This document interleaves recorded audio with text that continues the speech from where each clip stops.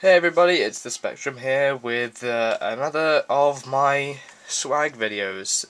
This is a series where I go over sort of new things I've got that help my gaming, or anything really that's kind of expensive and people may not have access to. And today's video we're going to be covering my Scuf controller. Oh, first thing, I'm back home and look at my setup. We've got PS3, Xbox, laptop, TV. It's awesome. Anyway. This is a new controller. They've been around for a while now, but this is the one I got for my birthday a few weeks back, and I've kind of had the chance to evaluate it now. And so first off, I'll point off some of the things about Scuf.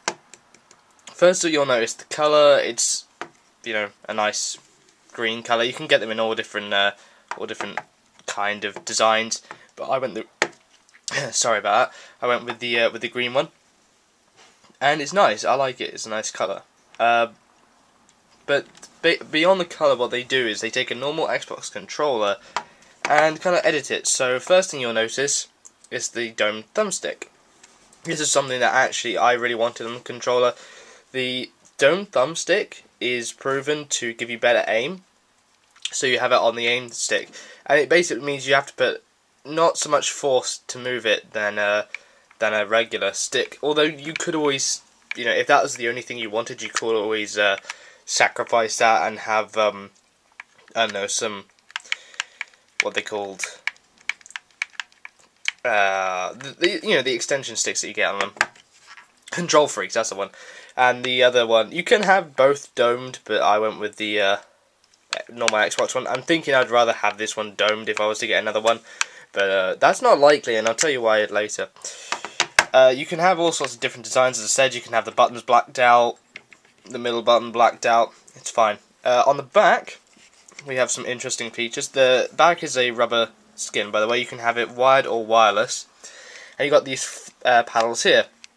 This is one of Scuf's main selling features. And these are basically any button that you choose to have. Now, you can only choose which buttons they are when you buy it. So I think that one's the B button and that one's the A button.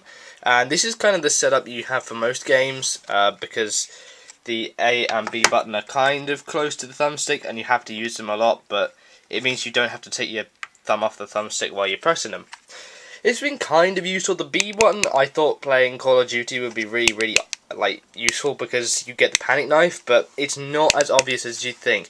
The paddle works, but it's sort of the mentality of panic knifing, and the A button is just useful to get some halo jumps in. Next thing, we got these trigger stops there. I don't know if you can see that. You probably should be able to. But basically, the idea is that they don't waste as much travel when you pull the trigger. So it's not rapid fire by any means, but it basically means that when you're burst firing or anything like that, you don't waste travel time, which means your firing's a lot smoother. And I don't know, it works. I'll say that. They really help. They're one of the things I actually like most about this controller. Other things, you can have the rumble packs removed. You can get a case with it. I had the rumble packs removed. You just can't see it. It makes it very, very light, even though it's a wireless. When I got batteries, it also turns off a lot quicker. It'll go into that standby mode, so it doesn't waste as much power. You can go for like weeks on end with a decent pair of batteries with this thing. So overall, it's a good controller. I use it most of the time now for whatever game I'm playing. There are a few problems. The trigger stops, they do work. Trust me, they work perfectly fine. But the problem is, I don't know if you can take them out or not, but the issue I have with them is they stop certain games from working. So if you play a racing game with this, you can't fully accelerate, whatever, you know. I've been playing Forza 4 with this, well, I tried to anyway, and it just wouldn't let me go top speed, so I had to use a normal controller. On Battlefield, there are certain guns which don't respond unless you pull the trigger fully, like some of the shotguns, and I think the UMP as well for some reason. And I guess that's so that you don't get modded controllers coming along and rapid firing them, so they wouldn't be as powerful or something. But that kind of sucks. You can't snipe with this controller basically, which really sucks because I like having this for sniping.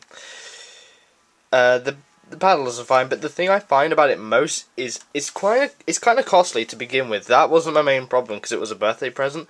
The main problem I have is that once you decide you're not going to play the game that this is for anymore, it becomes a lot less useful. Because like I haven't played COD in like well, I played it yesterday, but I haven't played it yesterday, and you know, certain games, you know, it doesn't matter if you got trigger stops on, like Final Fantasy. I've been playing a bit, and it doesn't matter, like buttons are buttons. But say if I wanted to jump over to Battlefield, I can't use this controller for everything. I'd have to constantly swap controllers around so that I could snipe or shotgun.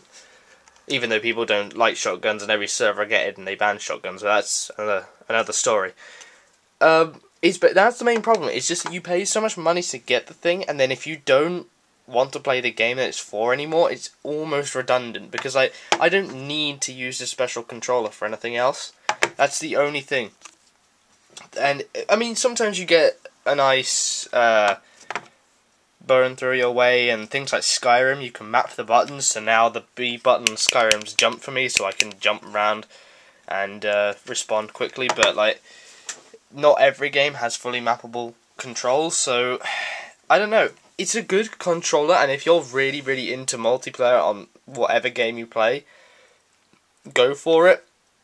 I really suggest that they are very, very good and very, very well built.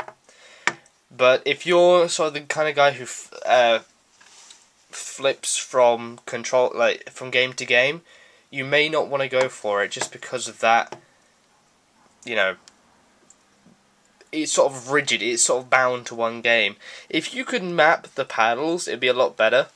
And if there is a way to take these trigger stops out, that'd be pretty cool. You might be able to. Apparently they're adjustable, so you might be able to. But that's it. I think it's a very, very good controller, very well built. But make sure you get it for a certain purpose. Other than that, guys, that's it. And I hope you enjoy this episode. See you later.